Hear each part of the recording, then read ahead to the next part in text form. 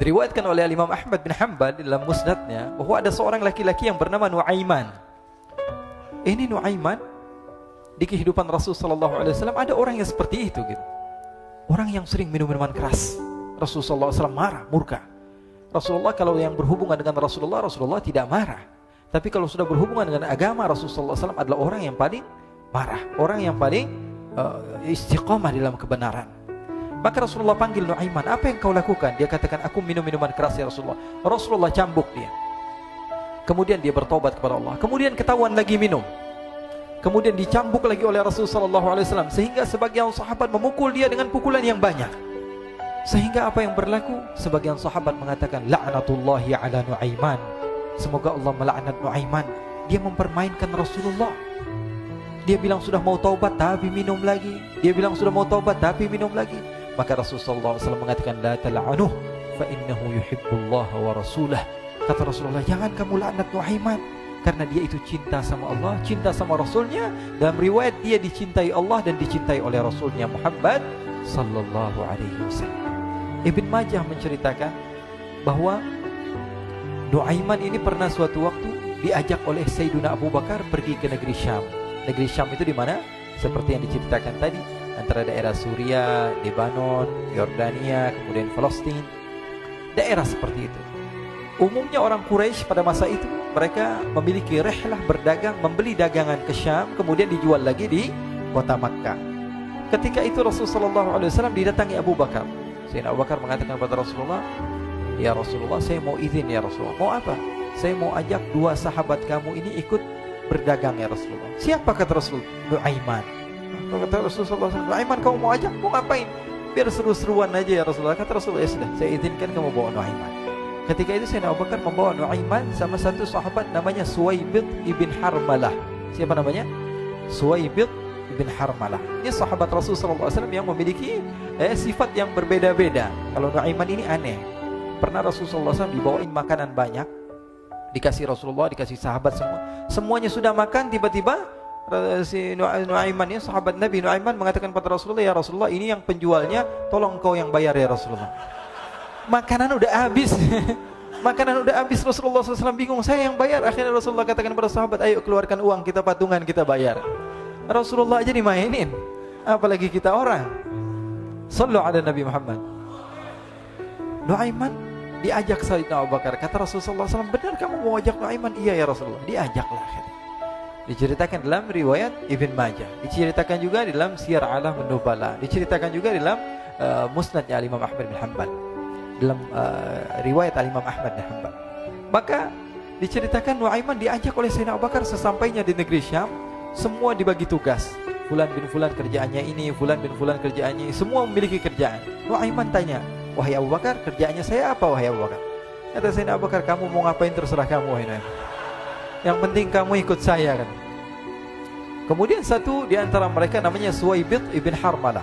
Ditanya oleh Sayyidina Abu Bakar, wahai Suwaibid, kamu mau kerjaan apa?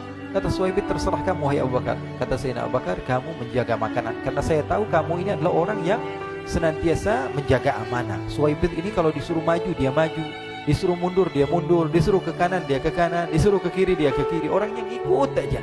Kalau Nuaiman beda, disuruh maju dia ke belakang, kasih sen kanan ke kiri belok. Nuaiman itu orang yang berbeda. Maka Suwaibid mendapatkan tugas, semua mendapatkan tugas kecuali Nuaiman. Sehingga ikhwani, apa yang berlaku, apa yang terjadi? Sayyidina Abu Bakar pergi sibuk dengan kesibukannya, sehingga datanglah waktu siang. Nuaiman sudah lapar. Nuaiman cari makanan. Dia nggak punya uang, diajak Sayyidina Abu Bakar tapi tidak diberikan uang. Sehingga dia cari-cari makanan. Dia tahu Suwaibid yang jaga makanan. Dikatakan, wahai Suwaibid, saya mau makan, berikan kepada saya satu roti saja. Yang terpenting apa? Saya makan sekarang, saya sudah lapar. Kata Suwaibid, ya Allah Nuaiman, kita tunggu Abu Bakar saja sehingga dia datang, karena ini amanat. Amanat dari Abu Bakar, saya tidak boleh berikan kepada siapapun kecuali atas izin Abu Bakar. Kata Nuaiman, kasih saya makanan, kalau tidak saya bikin masalah sama kamu. Merah wajahnya Suwaibid, karena dia tahu, jangankan saya, Rasulullah aja dimainin. Bingung, apa yang harus saya lakukan? Akhirnya Nuaiman bilang, gampangannya aja, kata Nuaiman, kamu kasih saya makanan, atau kalau tidak saya bikin masalah sama kamu. Bingung Suhaib pikir panjang. Setelah itu dia katakan, ya sudah Nuaiman, saya tetap mau jaga amanah Abu Bakar, karena saya takut ini adalah perintahnya Allah, perintahnya Rasulullah SAW, dan perintah daripada Abu Bakar sahabatnya Nabi. Kata Nuaiman, kalau memang begitu kamu maunya, ya sudah, berarti kamu ngajakin berantem sama saya. Nuaiman pergi ke pasar. Dia cari-cari tempat penjualan hamba sahaya. Dia lihat-lihat beberapa hamba sahaya. Ini berapa harganya? Ini katanya 10 qalanis. Ini berapa? Ini harganya hitungan orang zaman dahulu. Kita sih hitung seperti dirham, berapa ratus dirham gitu. 200 dirham. Yang ini berapa? 300 dirham. Yang ini berapa harga hamba sahaya? 300 dirham. Harganya antara 300, 200 sampai 100. Kemudian Nuaiman mengatakan kepada penjual hamba sahaya tersebut, saya punya juga hamba sahaya, tapi saya jual cuma 20 dirham saja, murah. Apa benar ada hamba saya harganya segitu? Iya, karena dia punya aib, ada kekurangan. Apa? Nanti kalau kalian tangkap, dia bakalan teriak, saya ini bukan hamba sahaya tapi orang merdeka. Akhirnya semua orang berkumpul mau beli. Ini Nuaiman sama Nuaiman diajak ke Suhaib bin Harmalah tadi. Kata Nuaiman, itu ada orang yang berdiri sedang menjaga makanan, itu hamba sahaya saya, tangkap saja. Oh baik. Diberikan uang 20 dirham, dimasukkan oleh Nuaiman ke kantongnya, kemudian Suhaib ditangkap. Ketika ditangkap, Suhaib teriak, saya bukan hamba saya orang merdeka. Maka orang-orang tersebut mengatakan, saya sudah tahu kekurangan kamu. Ini memang kekurangan kamu, memang kamu, tapi saya tidak perlu dengan bacot kamu, yang penting kerjanya kamu gitu. Ya kan hamba saya untuk apa? Untuk kerja. Mau dia ngomong apa, mau ngomel terserah, yang penting dia mau kerja. Akhirnya ditangkaplah Suhaib dan dijual di pasar. Nuaiman punya uang banyak ini. Dia beli makanan, dia beli minuman, dia beli hadiah buat Rasulullah. Dia beli macam-macam di negeri Syam ini. Waktu itu adalah superpower, adidaya Romawi. Pada masa itu semua barang mahal, tapi Nuaiman banyak uangnya. Dia belanja ini, belanja itu, sehingga Sayyidina Abu Bakar pun pulang. Ketika Sayyidina Abu Bakar pulang, Sayyidina Abu Bakar cari, mana ini Suhaib? Kita semua sudah lapar. Kata Nuaiman dengan mudahnya dia mengatakan, sudah saya jual wahai Abu Bakar. Maka Sayyidina Abu Bakar bertanya, apa yang kau lakukan wahai Nuaiman? Diceritakan oleh Nuaiman dengan jujur. Nuaiman ini orangnya apa adanya, tapi nyusahin. Saya jual. Akhirnya dibawa oleh Nuaiman, Sayyidina Abu Bakar pergi ke mana? Ke pasar. Lalu dibeli lagi oleh Sayyidina Abu Bakar As-Siddiq, Suhaib yang tadinya orang merdeka menjadi hamba sahaya sebentar, kemudian dibeli lagi oleh Sayyidina Abu Bakar. Pulang ke Madinah, kisah ini diceritakan di hadapan Rasulullah SAW. Maka perawi mengatakan, fadhahikan nabiyyu hatta badat nawajiduhu. Ketika diceritakan kisah Nuaiman tersebut dengan Suhaib, Rasulullah tertawa sejadi-jadinya sehingga gigi geraham Rasulullah SAW nampak di wajah mata para sahabat. Sehingga perawi lain mengatakan 1 tahun berlalu Rasulullah, setiap ada tamu yang datang pada Rasulullah akan ceritakan kisah Nuaiman menjual Suhaib tersebut. Jadi ada ikhwani, jangan kalian kira Rasulullah SAW itu hidup di satu masa sahabat-sahabatnya itu seperti ustadz-ustadz yang khusyuk, yang kayak Habib bin Anis ini banyak. Bahkan ikhwani, mungkin di akhir karena masa yang sudah habis, pernah suatu waktu Rasulullah SAW didatangi asyraf, delegasi dari beberapa negara yang ingin mengenal apa itu agama Islam. Sehingga mereka datang ke rumah Rasulullah SAW membawa unta, kendaraan yang ketika itu kendaraan yang paling mahal mereka miliki. Itu untanya yang paling mewah. Diikat di depan rumah Rasulullah SAW. Tamunya pun masuk, duduk bersama Rasulullah SAW. Di depan rumah Rasulullah SAW ada beberapa sahabat. Ada Sayyiduna Hamzah. Kalian tahu Sayyidina Hamzah adalah orang yang pemberani. Ada Sayyiduna Umar. Kalian tahu Sayyidina Umar adalah orang yang pemberani. Ada Sayyiduna Ali bin Abi Thalib. Ada Sayyiduna Sa'ad bin Abi Waqqas. 4 sahabat ini lagi nongkrong gitu depan rumahnya Rasulullah SAW, berjaga sebelum Allah Subhanahu wa taala turunkan ayat wallahu ya'simuka minan nas. Ketika mereka sedang asyik duduk, tiba-tiba Nuaiman datang. Ini Nuaiman kalau datang pasti bikin sesuatu yang aneh. Bahkan dikatakan tidaklah Rasulullah SAW dalam keadaan bersedih, kecuali Nuaiman datang Rasulullah akan tersenyum. Jadi sebagian sahabat itu senang kalau sudah Nuaiman datang, pasti Rasulullah bahagia. Tapi ketika itu Nuaiman datang, ingin duduk bareng-bareng Sayyidina Hamzah. Sayyidina Hamzah katakan kepada Nuaiman, bercanda begitu. Nuaiman, kamu lihat unta orang datang dari luar Arab ini.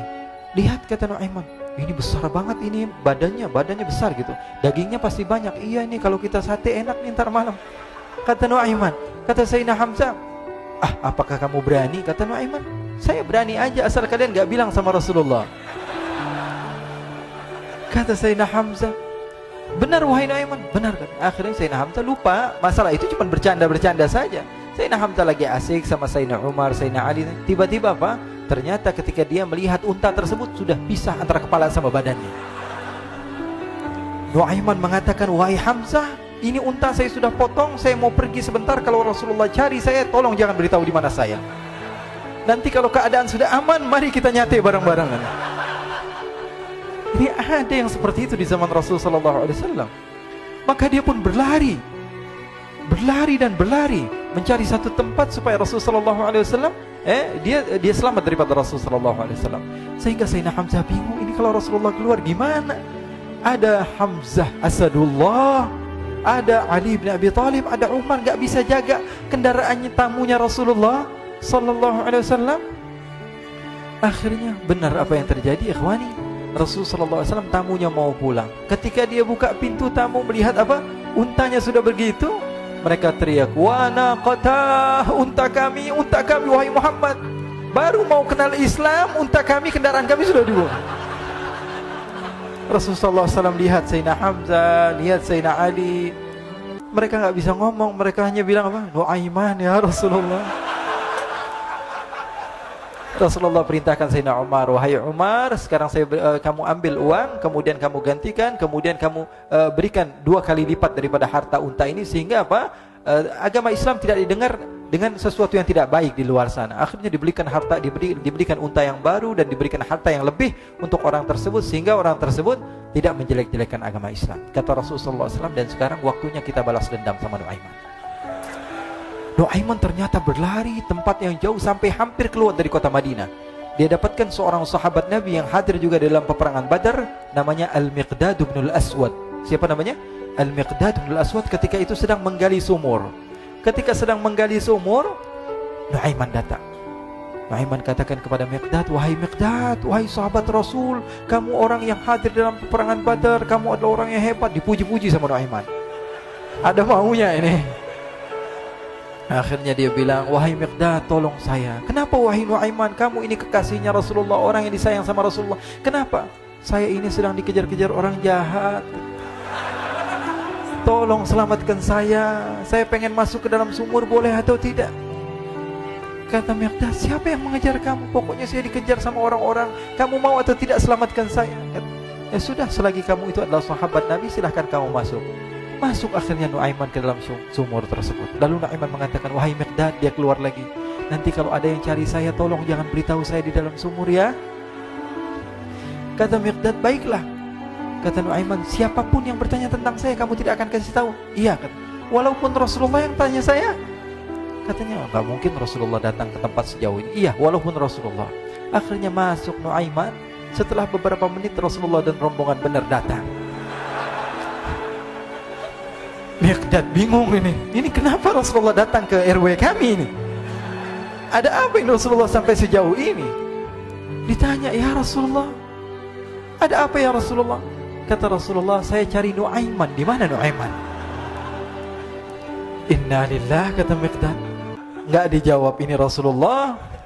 Kalau dijawab saya ingkar janji. Akhirnya apa dia katakan? Wahai Rasulullah, mata saya tidak memandang kepada Nuaiman, tapi tangannya nunjuk ke dalam sumur. Sahabat. Apa dia bilang? Mata saya tidak melihat kepada Nuaiman, tapi tangannya nunjuk ke sumur. Akhirnya dibuka sama Rasulullah, Nuaiman muncul. Kata Rasulullah, Nuaiman, kamu bikin malu saya, wahai Nuaiman. Ya Rasulullah, yang bersalah bukan saya, tapi orang yang mencari saya bersama kamu, ya Rasulullah. Akhirnya Rasulullah nengok siapa, ternyata Nuaiman sudah lari kabur. Sallu ala Nabi Muhammad. Kisah-kisah seperti ini sebenarnya banyak sekali, ya. Ini menunjukkan kepada kita bahwa kehidupan Rasulullah itu begitu indah. Rasulullah SAW, kalau kamu mau menjadi orang yang baik, contoh Rasulullah. Mau menjadi bapak yang baik, contoh Rasulullah. Mau menjadi pemimpin peperangan yang baik, Rasulullah. Mau menjadi murid yang terbaik, contoh Rasulullah. Bagaimana akhlak Rasulullah. Mau menjadi suami yang baik, contoh Rasulullah. Dalam segala hal, apapun itu, Rasulullah SAW adalah makhluk yang paling terbaik.